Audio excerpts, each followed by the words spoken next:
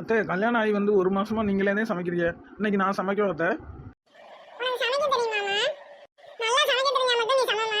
நல்லா இல்லைன்னா உங்க வீட்டுக்காரர் மாமனார் சாப்பிட மாட்டாங்கம்மா. அதனால தான் டெய்லி நானே சமைச்சிட்டு இருக்கேன். இல்லை அத்தை, எனக்கு நல்லா சமைக்க தெரியும் அத்தை. இன்னைக்கு நானே சமைக்கிறேன் அத்தை. எத்தனை நாள்ல நீங்களே சமைச்சிக்கிட்டு இருப்பீங்க? நீங்கள் ரெஸ்ட் எடுக்க வேணாமா? நான் சமைக்கிறேன் அத்தை. சரிம்மா, நல்லா சமைச்சிருமா.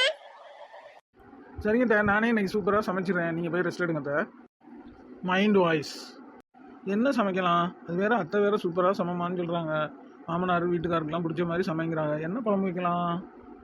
கறி குழம்பு வைக்கலாமா? மீன் குழம்பு வைக்கலாமா? முட்டை குழம்பு வைக்கலாமா? சிக்கன் குழம்பு வைக்கலாமா? இறால் கிரேவி வைக்கலாமா? என்ன வைக்கலாம்?